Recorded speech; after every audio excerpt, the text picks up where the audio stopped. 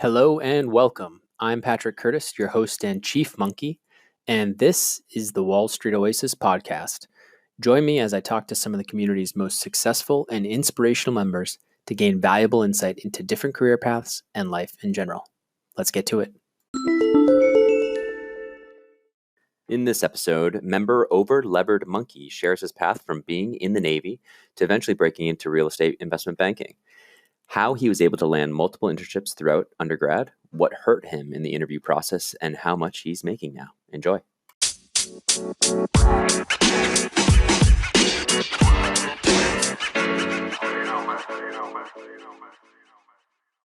Over-Levered Monkey, thank you so much for joining the Wall Street Oasis podcast. Thanks for having me, Patrick. So it'd be great if you could just give the listeners a quick overview of your background and kind of what you're up to now. Sure.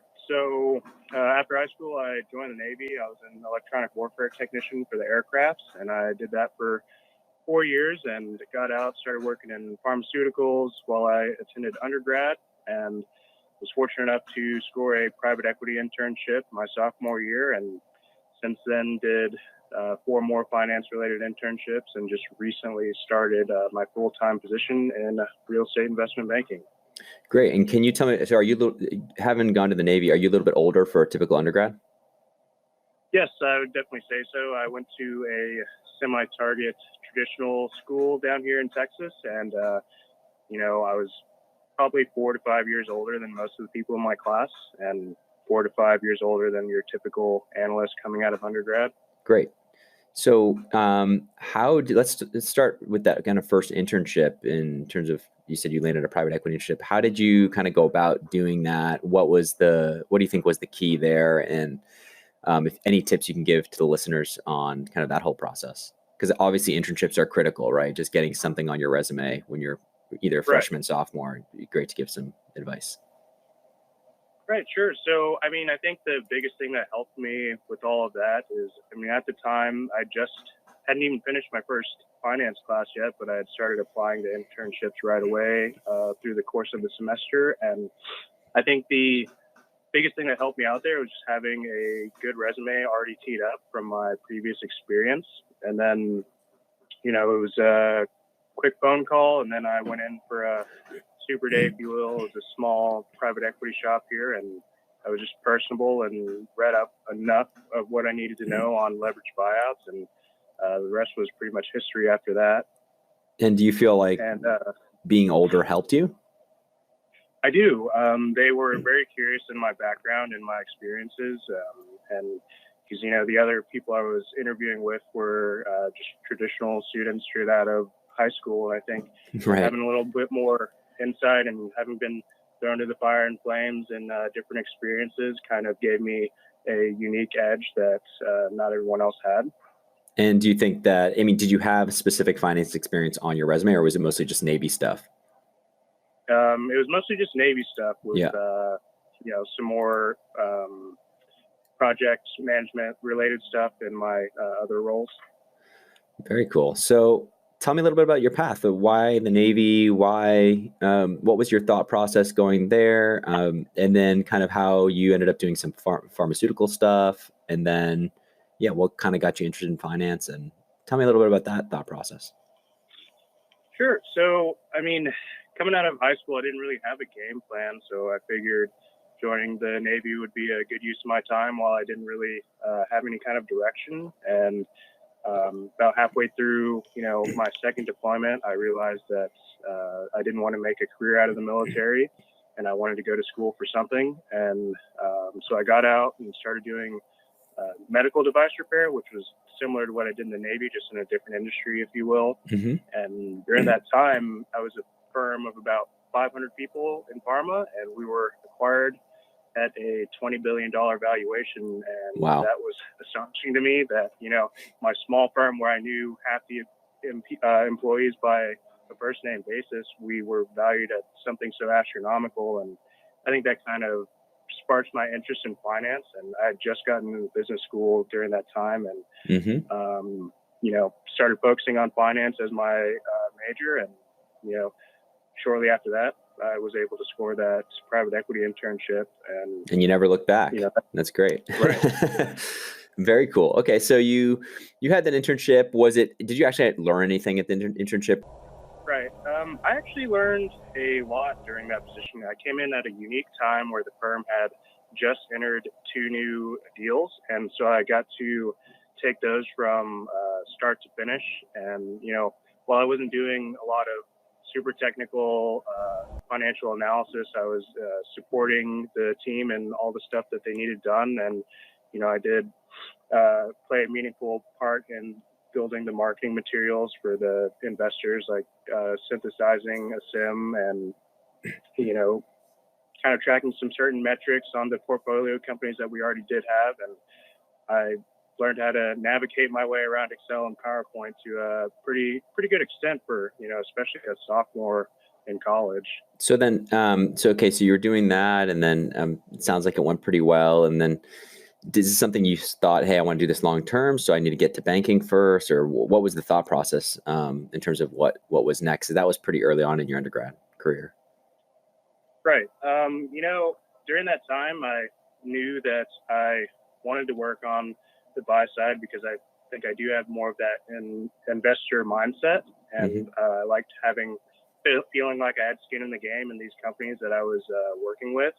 So I knew I wanted to end up there eventually, but towards the end of my private equity internship, I realized that you kind of need the repetitions in before you can be an effective person on the buy side. So that's when I started focusing my sights more towards the sell side, and I just started focusing on that towards the end of my undergrad career. And it sounds like you started doing a little bit more real estate oriented stuff. Is that fair?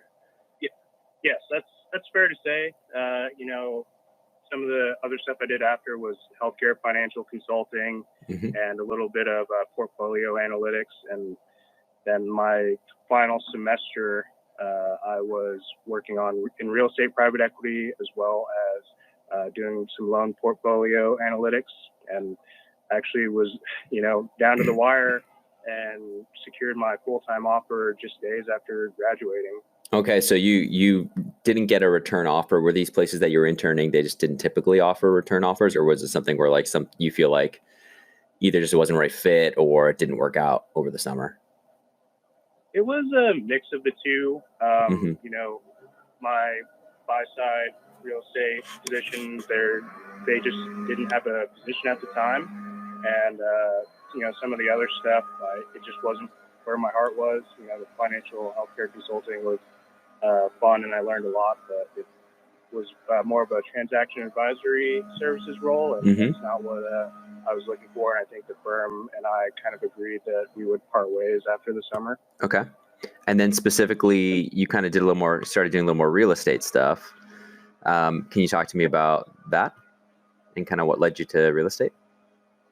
Sure. So, I was always interested in real estate, even before I started my undergrad, but I also didn't want to pigeonhole myself into it, because I realized that it's something that you could easily, get into, and then you don't really have very many options after that, especially if there's, a market downturn, or you just find out that this wasn't what you liked. So instead of specifically majoring in real estate finance, I went the general finance route and did a real estate concentration, so that I would, optionality is key for me. So I wanted to keep that open.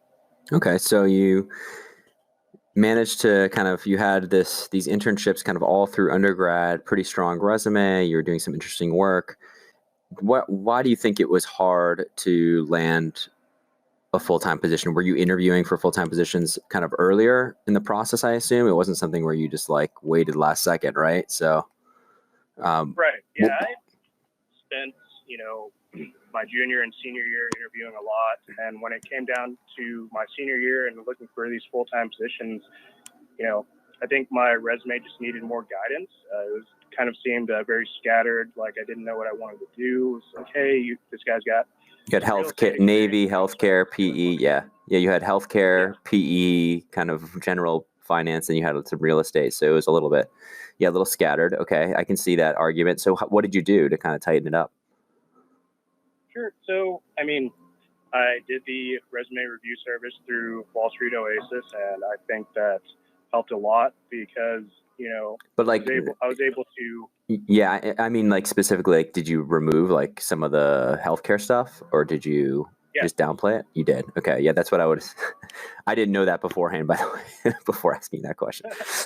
But so, okay, that's what I would have told you to do. Yeah, get rid of the healthcare just to make it a little more streamlined. Okay, so you did that. That seemed to kind of help. You think were you getting a higher hit rate after that? Yes, it definitely helped, especially because I expanded on my private equity related experience and chose to use the selected transaction experience. I think that people started to see, okay, well, this guy has, some good experience and has stuff he can talk about and kind of has more direction in where he wants to go versus, having 5 internships on a single piece of paper. Yeah, so you made it look a little bit more. You bankified it. You basically made sure you had transactions there. Selected transaction experience is a critical section of the resume for all you listeners out there that don't know. If you have that, you've worked on deals, whether it's on the buy side or the sell side. It's a critical piece to show that you actually worked and you understand how a transaction works, how due diligence works. So I think that was probably a huge win getting that in there for you. Right. Yeah, my hit rate definitely went up. So your hit rate went up. You started getting a little bit more interviews. Tell me about that struggle. Was it, you getting the first round interviews? Do you feel like you're a natural interviewer? Did it take a lot of practice? How did you kind of end up landing this job finally? Was it like after a bunch of rejections? Did you have other offers? What was that like? There were a lot of rejections, and I did have one offer, but it was just not what I was looking to do. It was in loan portfolio analytics, and Mm-hmm. I'd say that naturally I was a strong interviewer, but at the same time, you're going to get your technical questions, and if you're not ready for those, even missing one of those is almost an instant disqualifier. Were you not ready? Do you feel like you weren't ready early on? It felt like I was ready until I wasn't, if that makes sense. Yeah. None of my interviews were the same. I'd get some repeat questions, but I'd always get new questions that I just hadn't prepared for. And that kind of, made me more resilient and a little bit more bulletproof each time that I went to an interview and got asked a technical that I had never even, thought of having to answer. Absolutely. I feel like when I went through the whole process and I got rejected over and over and over again coming out undergrad, it was in the recession. It was a really tough time.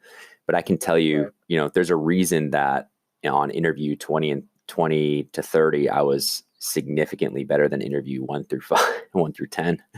Not even close by comparison in terms of just being more smooth about telling your story, specifically, having the right experiences to pull upon based on your, undergrad experiences, your internships, knowing kind of what to focus on.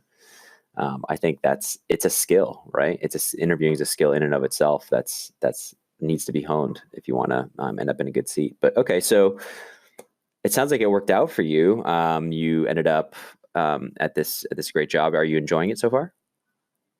Yeah, I'm loving it. It's not as bad as some of the hours you hear about in the bulge bracket side of investment banking, but Mm-hmm. it's pretty comparable. But I enjoy being there every minute of every day, and as long as I stay focused and have the goal in mind, I think that it's a place I'll be for a long time. Can you give me a little bit of a background in terms of like what you do day to day there? Because I think real estate, investment banking is sometimes a misnomer just in terms of like what types of transactions you're looking at and who you're representing and stuff like that. It'd be great to just get a little bit of a backdrop on that. Sure. So we represent clients with portfolios of real estate, and it's on the bigger side of things. So, on the smaller end, we might look at a $30 million deal, but on the other side of things, it might be a portfolio of real estate worth over $1 billion from different types of institutions that own them. And so we position those for sale. And, on a day-to-day basis, I spend the 8 to 5-ish part of my day answering client questions and managing the different stages of the transaction and, of course, the endless meetings. And then kind of after the traditional workday is over is when I move into the training portion of my day because I'm still in the second month, actually, and We do a lot of robust training that's project based, and the only time you really get to make any leeway on those are after your clients are done asking questions. Right. Okay. That's fair. And then specifically, do you mind sharing pay or a range of pay that you are getting in terms of base and expected bonus?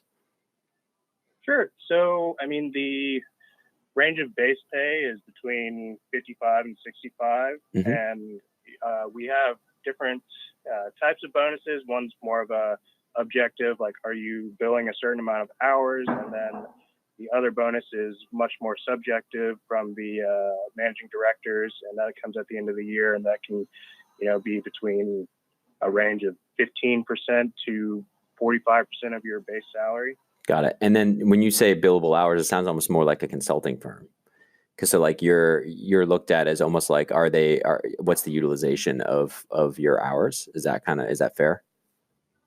Yeah, I'd say that's fair to say. We're kind of a interesting dynamic as far as the team goes. I technically work for the financial consulting group, but we get slotted, if you will, to MDs for certain transactions. But Right. It's fair to say that while I'm part of the consulting group, I am actually more wholly part of the MDs group of this specific type of real estate asset class I work on. Mm-hmm. So it's kind of just to have a little bit of internal control as far as, okay, well, what are our analysts doing from day to day? How are we justifying charging the client for X amount of our transaction fee? And it's just a little bit easier to, justify what we're doing. Sure. If the client ever has a question about it. Okay. So, you had kind of an interesting background because, you're a little bit older for undergrad, given the Navy experience, and you kind of came into this a little bit later, and you had a lot of varying internship experience. Is there any sort of takeaways or advice you give to your younger selves, or takeaways for the audience in terms of if they want to get into a similar type of role, what you would suggest? Sure. I mean, so I would say to stay open and apply to anything that sounds interesting to you, and definitely be brushed up on your technicals, and then, try and get to the point where you can hit the ground running whenever you do get that full-time offer. I took multiple workshop classes on financial modeling, real estate and non-real estate, as well as doing a couple of case competitions to try and just simulate being able to be a full-time analyst from day one. And I think that's helped me a lot in reducing the learning curve that so many of us hit, that with that full-time offer.